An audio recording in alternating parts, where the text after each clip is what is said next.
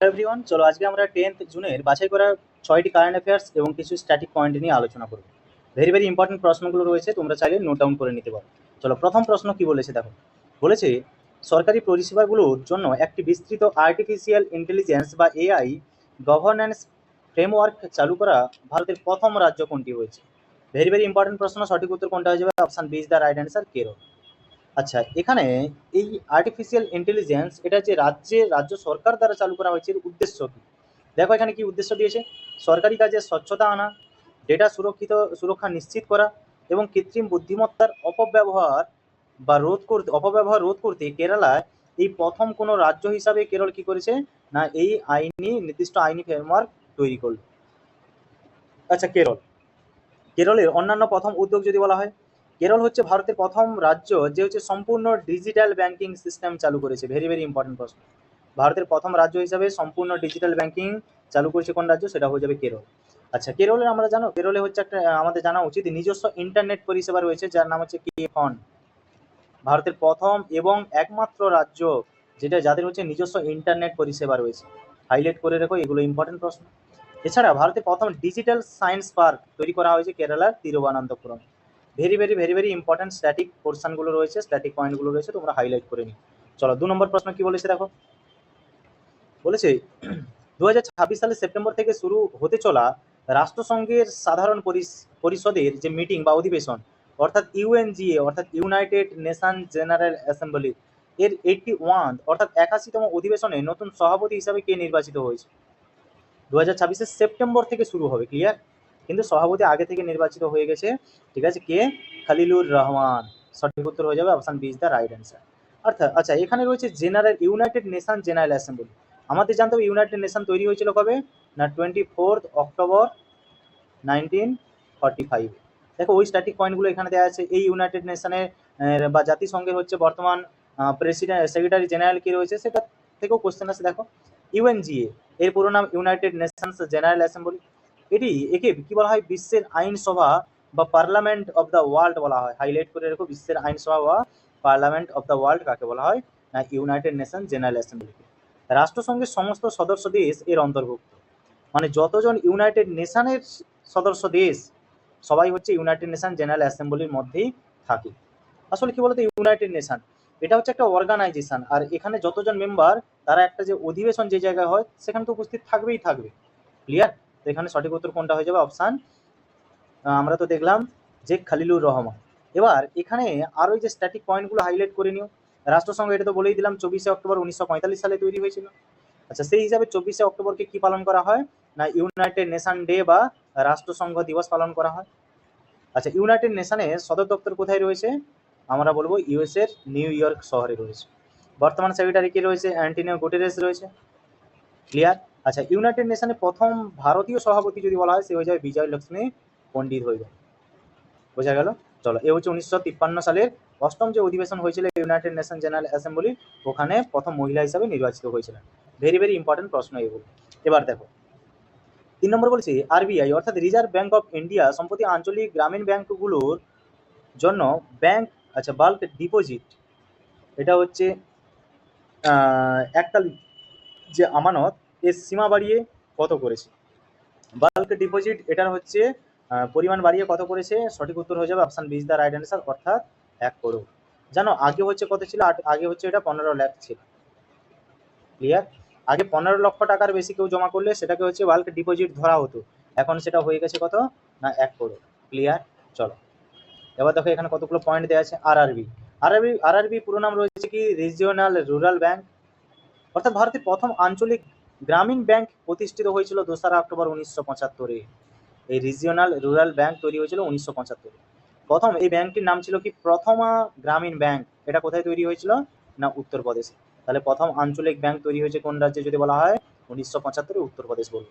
আচ্ছা, কোন কমিটির সুপারিশের ভিত্তিতে এই আরআরবি বা আঞ্চলিক গ্রামীণ ব্যাংক তৈরি হয়েছে বা রিজিওনাল রুরাল ব্যাংক তৈরি হয়েছে? সেটা হয়ে যাবে Narasimham committee, clear. Very very important. আচ্ছা, এই যে আঞ্চলিক গ্রামীণ ব্যাংক এর মালিকানার যদি অনুপাত দেখি, সেন্ট্রাল গভর্নমেন্ট কত 50% এর মালিকানা রয়েছে। আচ্ছা, স্পন্সর ব্যাংক যেটা রয়েছে ওর হাতে রয়েছে 35%, এবং যে রাজ্যে ওটা তৈরি হয়েছে সেই রাজ্যের হাতে থাকে 15%। টোটাল 100%কে কি করা হবে, ম্যাক্সিমাম রুরাল ব্যাংক বা গ্রামীণ ব্যাংকের ম্যাক্সিমাম পোর্শনটাই চলে যায় সেন্ট্রালের হাতে। ব্যাংকের পোর্শনে থাকে কত 35%, আর রাজ্যের হাতে থাকে মাত্র 15%। আচ্ছা, এটা তো হয়ে গেল রিজিওনাল রুরাল ব্যাংক বা আঞ্চলিক গ্রামীণ ব্যাংক। এবার যদি বলা হয় আরবিআই, আরবিআই তৈরি হয়েছিল কোন কমিশনের রিপোর্টের উপর ভিত্তি করে, সেটা হয়ে যাবে হিল্টন ইয়ং কমিশনের রিপোর্টের উপর ভিত্তি করে। কবে তৈরি হয়েছিল, 1935-এ তৈরি হয়েছিল। ক্লিয়ার। আচ্ছা, যদি বলা হয় ফার্স্ট, এখানে আরো পয়েন্ট রয়েছে দেখো, আরবিআই বা রিজার্ভ ব্যাংক জাতীয়করণ ঘটেছিল কবে, 1 জানুয়ারি 1949। হাইলাইট এই জায়গাগুলো থেকে করে রেখো, বোঝা গেল। চলো এর পরের প্রশ্ন দেখো, 4 নম্বর কি বলেছে, বলেছে জাপানের সাথে আয়োজিত বহুজাতিক সামরিক মহড়া জিমেক্স 2026 এর সম্প্রতি ভারতের কোন দেশীয় যুদ্ধজাহাজটি অংশগ্রহণ করেছে। সঠিক উত্তর কোনটা হয়ে যাবে না, option A is the right answer, অর্থাৎ INS Sohag. Clear, very very very very important. আচ্ছা, এখানে জিমেক্স এর পুরো নাম যদি বলা হয় কি বলবো, যেতে হবে জাপান, আইতে হবে India. Japan India maritime exercise, ঠিক আছে, মেরিটাইম এক্সারসাইজ। ক্লিয়ার। চলো এখানে দেখো কতগুলো পয়েন্ট দেওয়া আছে। স্ট্যাটিক পয়েন্ট বলছে Zimax Japan India maritime exercise, এটি ভারত ও জাপানের নৌবাহিনীর দ্বিপাক্ষিক মহড়া। আচ্ছা, এটা তো নৌবাহিনী হয়ে গেল, কিন্তু আমরা জানি আরও আমাদের দেশে অনেক বাহিনী রয়েছে, স্থলবাহিনী রয়েছে, বিমান বাহিনী রয়েছে। দেখো জাপানের সঙ্গে ভারতের স্থলবাহিনীর যে মহড়া, সেটাকে বলা হয় কি, ধর্ম গার্ডিয়ান। আচ্ছা, ভারত ও জাপানের মধ্যে বিমান বাহিনী এয়ারফোর্সের যে মহড়া, সেটাকে বলা হয় না সিনিউ মৈত্রী। জাপান এবং ইন্ডিয়ার দুই দেশের বিমান বাহিনীর একটি গুরুত্বপূর্ণ আরেকটা মহড়া রয়েছে, সেটাকে বলা হয় বীর গার্ডিয়ান।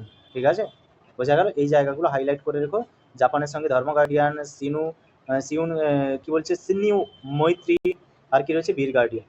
ক্লিয়ার। এবার জাপান সম্পর্কে আমাদের কতগুলো পয়েন্ট জানতে হবে। জাপানকে কি বলা হয়, সূর্যোদয়ের দেশ বলা হয়। কি বলা হয়, সূর্যোদয়ের দেশ বলা হয়। ঠিক আছে, land of the rising sun. জাপানের রাজধানী কি রয়েছে, টোকিও রয়েছে। জাপানের মুদ্রা কি রয়েছে, ইয়েন রয়েছে। আচ্ছা, এখান থেকে মুদ্রার কথা বলি, কারেন্সি কোন দেশের কারেন্সি কি রয়েছে, এটার জন্য শর্ট ট্রিক্স তোমাদের দেখো এক্সাম একটা ইউটিউব চ্যানেলে বানানো রয়েছে, তোমরা শর্টস গিয়ে দেখতে পারো শর্ট ট্রিক্সগুলো। এছাড়া জাপানের পার্লামেন্ট বা সংসদকে কি বলা হয়, ডায়েট বলা হয়। ক্লিয়ার, এগুলো হচ্ছে জিকে পয়েন্ট, এগুলো থেকে কোশ্চেন হবে। চলো এবার দেখো। আচ্ছা, ভিডিওটি যদি ভালো লাগে অবশ্যই লাইক শেয়ার অ্যান্ড সাবস্ক্রাইব করে, ঠিক আছে, বেল আইকন ক্লিক করে দিও, আমি যখনই ভিডিও দেবো তোমাদের কাছে নোটিফিকেশন পৌঁছে যাবে। চলো এরপরের প্রশ্ন দেখো কি বলেছে। বলেছে ভারতের নতুন এবং বৃহত্তম বাণিজ্যিক বেসামরিক বিমানবন্দর টার্মিনাল 3 সম্প্রতি কোন বিমানবন্দরে উদ্বোধন করা হলো। ভেরি ভেরি ইম্পর্টেন্ট প্রশ্ন। সঠিক উত্তর কোনটা হয়ে যাবে না, হয়ে যাবে option B is the right answer, অর্থাৎ নয়ডা ইন্টারন্যাশনাল এয়ারপোর্ট। ঠিক আছে, চলো স্ট্যাটিক পয়েন্ট এখানে দেওয়া আছে দেখো। বলেছে উত্তরপ্রদেশের বিমানবন্দরের মধ্যে কি পয়েন্ট দিয়েছে দেখো। উত্তরপ্রদেশ হলো ভারতের একমাত্র রাজ্য যেখানে সবচেয়ে বেশি আন্তর্জাতিক বা ইন্টারন্যাশনাল এয়ারপোর্ট রয়েছে। কয়টা সংখ্যায়, 5টা। আচ্ছা, গুরুত্বপূর্ণ এমন কিছু বিমানবন্দর রয়েছে যেগুলোর নামের পরিবর্তন করা হয়েছে, যেমন অযোধ্যা বিমানবন্দর, এর নাম পরিবর্তন করে কি করা হয়েছে, মহর্ষি বাল্মীকি আন্তর্জাতিক বিমানবন্দর। চণ্ডীগড় বিমানবন্দর, এর নাম পরিবর্তন করে কি করা হয়েছে, শহীদ ভগৎ সিং আন্তর্জাতিক বিমানবন্দর।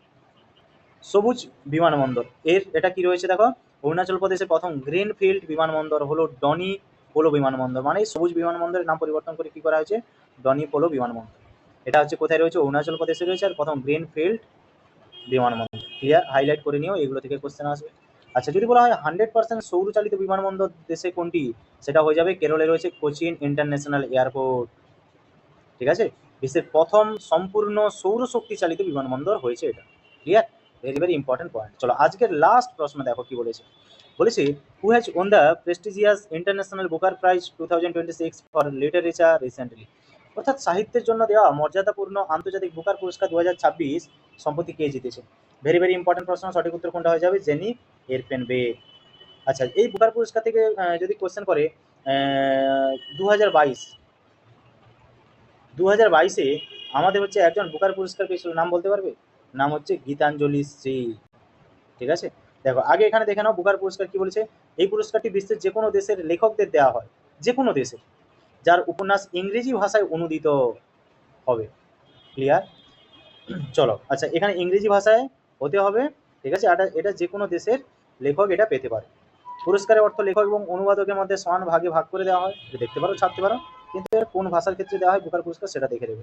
আচ্ছা, আমাদের যদি বলা হয় 2022 সালে ভারতীয় লেখিকা গীতাঞ্জলি শ্রী তার টম অফ স্যান্ড বা বালির সমাধি এই উপন্যাসের জন্য আন্তর্জাতিক বুকার পুরস্কার জিতে ইতিহাস তৈরি করেছে। এটি ছিল মূলত হিন্দিতে লেখা প্রথম বই যা এই পুরস্কার জিতেছে। ক্লিয়ার? হিন্দিতে লেখা প্রথম বই টম অফ স্যান্ড, কে লিখেছে? গীতাঞ্জলি শ্রী। আর তিনি 2022-এ কি পেয়েছে? ইন্টারন্যাশনাল বুকার প্রাইজ পেয়েছে। ক্লিয়ার? আশা করি ক্লাসটি ভালো লাগলো। যদি ভালো লাগে তাহলে ভিডিওটি শেয়ার করে দিও এবং বেল আইকন ক্লিক করে সাবস্ক্রাইব করে নিও চ্যানেলটি। ক্লিয়ার? আর তোমরা যদি পিডিএফ পেতে চাও তাহলে দেখো ভিডিও ডেসক্রিপশনে লিঙ্ক থাকবে, ওখান থেকে তোমরা টেলিগ্রামে যুক্ত হতে পারো। ক্লিয়ার? টেলিগ্রামে অ্যাড হতে পারো, অ্যাড হয়ে ওখান থেকে তোমরা পিডিএফ সংগ্রহ করতে পারো। চলো, থ্যাংক ইউ।